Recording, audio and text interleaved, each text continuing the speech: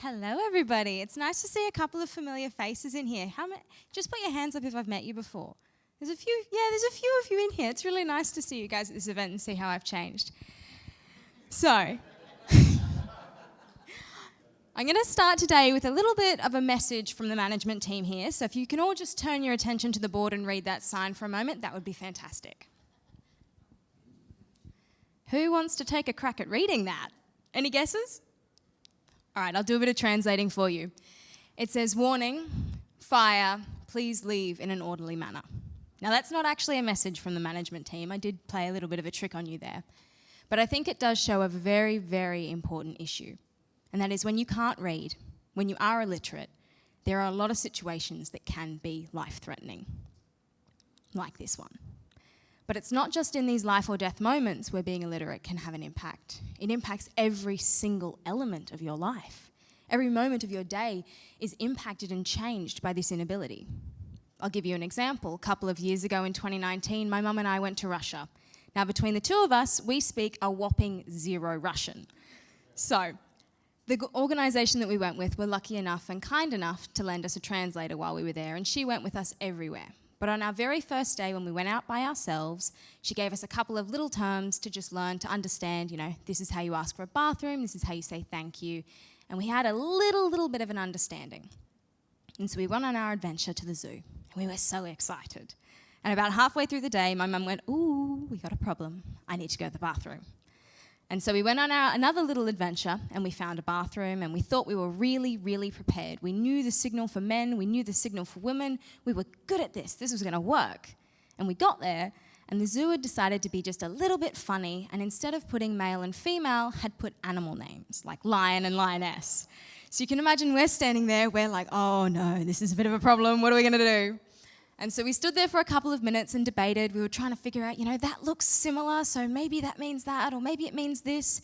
And in the end, when it hit a very critical stage, my mum just said, screw it. I'm going to pick one and stick with it. You stand guard. And so my mum's in the bathroom. I'm standing out the front, terrified, hoping nobody comes and yells at me. And to this day, neither my mum nor I know if we broke any important Russian laws by using the wrong bathroom. Now, that's a bit of a funny story, I'll admit. You get a couple of laughs out of it. But again, it highlights that very, very important issue, that illiteracy impacts every aspect of your life and can make it a lot more difficult to do even the most basic of things. Now, I'm going to take a little bit of a pivot now. I'm going to do a thought experiment with you. I want you all to imagine there is a young girl sitting right next to you right now. She's about 13 years old. She's maybe on your right or left side, whichever one you prefer. Maybe she's your younger sister, maybe she's your daughter, a niece, a cousin, maybe she's just a younger version of you. But I want you all to close your eyes and really think about this girl next to you. I want you to think about how happy she is, how joyful, how innocent. Have you got an image in your mind? Yeah? Open your eyes. I want you to imagine as if there is a man who walks through those doors right now. He's about 50 years old, and he's here to buy that little girl from you. And you have to let her go. You have no choice.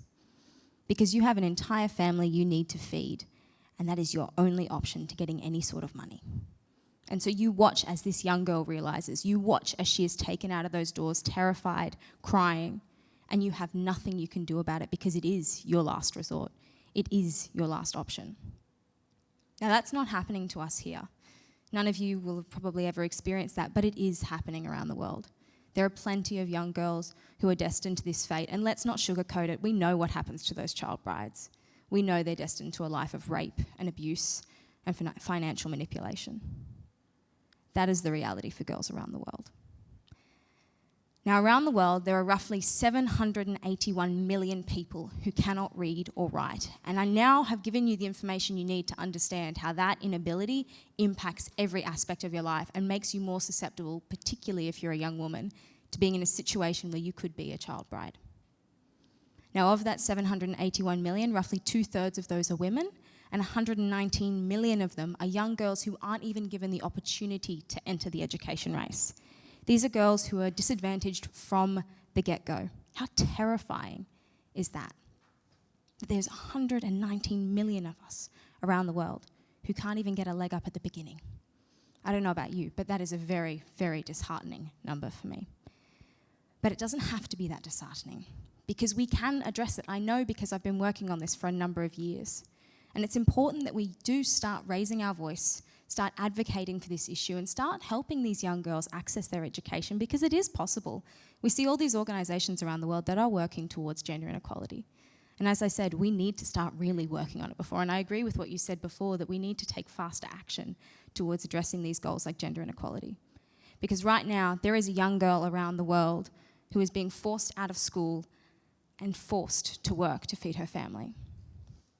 Right now, there is a young girl who's being forced out of a classroom because there's a social norm that has dictated that it's for boys only. Right now, there is a young girl who's not able to go to school, even though she desperately wants to, because she's got her period and she doesn't have any sort of sustainable or healthy hygiene materials to help deal with her period. Right now, like I said before, there is a woman, a mother, who is having to choose between starvation and giving her children the one opportunity they need to get out of poverty. Now, I said it before, 119 million girls face this future. And I know that number seems impossible. I know it can be terrifying. That's a number that I was faced with years ago when I first started down this journey. But it's not impossible if we work together. And we can. And I've seen the impact that it can have. Now, there's a young girl you can see on the top of the screen, and that girl is Celia, and I'll get to her in just a moment. But she is the biggest catalyst of them all for me. Now, Celia is a young girl that I met in Mozambique in 2018 when I was lucky enough to go on an expedition to Africa to learn about education and the important role that it plays. I was very lucky that my lovely mother agreed to actually let me go. That did take a fair bit of convincing and a lot of begging to let her get me on that plane. But we got there, and I'm glad we did, because it was that experience that really opened my eyes to the importance of education. There's nothing quite like seeing it in reality. I'm going to do another quick experiment. Who here has ever heard the sentence, "You don't know how lucky you are"? Put your hands up. Keep your hand up if you've ever told someone that. Yeah, pretty much everybody has. And I understand it. It is a true statement. It's very difficult to empathise and understand the luck that you have and the privilege that you have unless you've seen the other side of it, which is why I often advocate to the young people that come up and speak to me that you really should try and get a good understanding of the world and how it works in different countries, so you can understand your own position and how you can use it to help these girls just like Celia. Now, I said before that she was important to me, and I really did mean that, because when I was in Mozambique, I got to speak to over 2,000 students at that school. I was helping teach them art, helping them practice their English, doing basic things like that. And while I was there, I learned all of their stories. There were very, very few students, probably less than the number of fingers I have, that hadn't lost at least one parent. Most of them had lost both. Many of them had heard or lived through things that we would never experience here, and we would never have the ability to completely understand. And yet, out of all of those stories, Celia was the one that really stuck with me. In all honesty, it was probably just because we had a lot of similar things that we were interested in, and we got along really, really well. But we started to spend more and more time together, and I got to know her better. We had the same favourite subjects, we loved spending time with our friends, and about a week into knowing her and being her friend and talking with her and visiting classes with her, she actually invited us to her house. And if I have to pinpoint a single day in which my life changed, it's the day that we went to visit Celia at her home. Because that was where it really, truly hit me, the difference between our life and how I have a responsibility to help bring education to be something that's realistic for all of these girls. Because when I got to Celia's house, and I kid you not, her room that housed her, her mother, and her 3 sisters was a cement brick room smaller than the size of my bedroom. They all lived there. Inside, they had a single mattress, they had a single chair, a couple of cups and plates, and that was it. Outside was Celia's kitchen, which was a pile of coals and a pot. And just next to that was Celia's bathroom, which was a bucket and a couple of sticks holding up pieces of plastic that they used for a bit of privacy. That was her life. And yet for me, that wasn't the moment that really changed me. It was important, don't get that wrong, but it wasn't the moment that completely changed what I wanted to do with my life. That moment came about an hour later when we sat down with Celia and asked her, "What do you want to do with your life?" You know, everyone at 14 gets asked that question, but her answer is what really shook me. Because Celia, this happy, excitable young girl that I'd known for the past week, disappeared. And instead, there was this young, terrified and sad girl who was desperately wanting to help her community.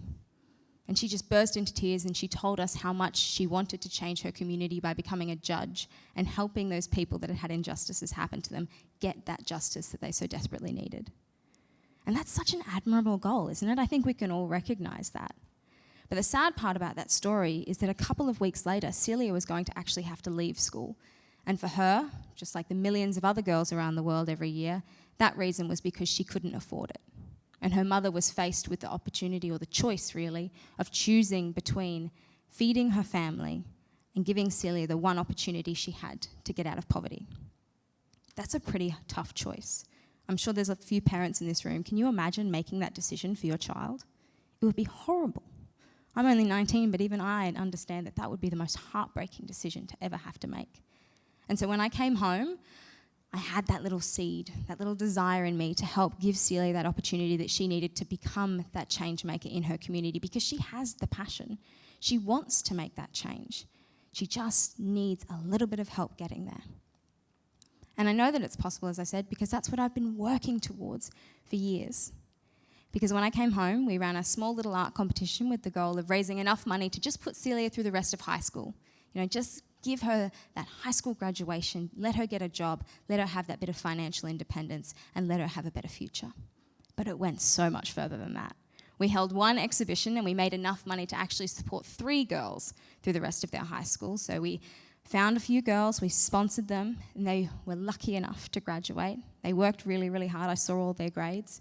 But it doesn't stop there, because we realised that a high school education isn't enough. You need a university education. So we said to the girls, all right, we'll sponsor your university as well. And Celia, like many of us, her dreams had changed. She didn't want to be a judge anymore. She wanted to be a nurse so she could help these girls with their health, and particularly their menstrual health.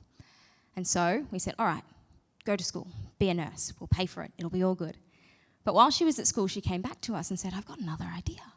I want to start a period poverty project so these girls, like me, who don't have access to any menstrual products, can continue to go to school during the week of every month where they have their periods. Because for many of the girls over there, you've got sand, you've got oats and leaves, and you've got a bucket, and those are pretty much all the menstrual products that you've got. For the women in the room, that's a pretty horrible set of options, isn't it? Yeah, I don't think that it would be very comfortable. And so Celia came to us and she said, I want to start this reusable pad business. And we said, great, we've got it. So we started sending her reusable pads and giving her the opportunity to earn a little bit of an income and distribute them to girls so they could continue their lives for that week of every month where they were almost out of action. And that's not where it ends. Again, the story continues. It wasn't long after that we decided that Celia was doing a great job, but we wanted to help give her more skills. So we enrolled her in a sewing course and we started sending her materials and a sewing machine so she could actually start making these pads herself. And this is what I love about educating women. Because when you educate them, the education does not stop with that one girl. It continues to her whole community. Because Celia learned how to sew, she got her access to that sewing machine, and by God did she use it. She started approaching all of these girls in her community and saying, oh, come here, I'll teach you how to sew. You can make a skirt, you can make a top, you can start your own business, and you can have that financial independence that you so desperately need. That's, again, what I love about female education. It becomes a community thing. And so Celia started teaching these other girls how to sew, and the local council actually got wind of it and thought it was a fantastic project. And they donated 2 more sewing machines to Celia, and then she started to continue to teach more and more girls. They also donated a space for her to use, so now she could even reach more young women in her community, give them an opportunity to earn an income and get that financial freedom. Because it is that financial freedom that gives them the chance to get out of poverty and that chance to have that independence. They don't have to get stuck under some other authority. As you can see, this is a picture of actually one of the girls that has started in Celia's little sewing school. And it's lovely every now and then we hear more and more stories of what Celia has managed to do and what all of her students have managed to do and how they've earned their own income, they've bought their own things, they've got their own life. It's such a heartwarming story to hear. Thank you.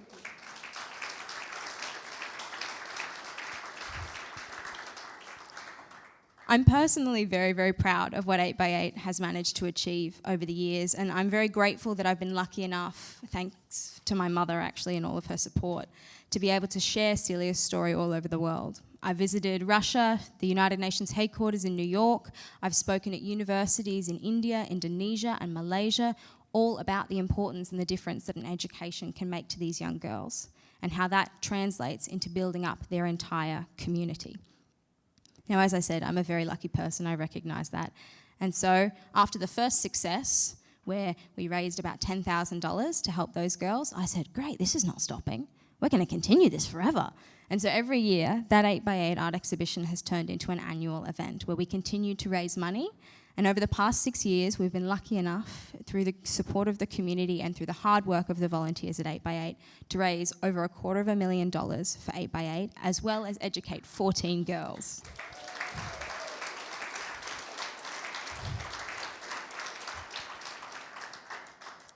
I really look forward to the future of helping these girls, and I always think back to a quote that I heard by Nelson Mandela. Education is the most powerful tool that you can use to change the world.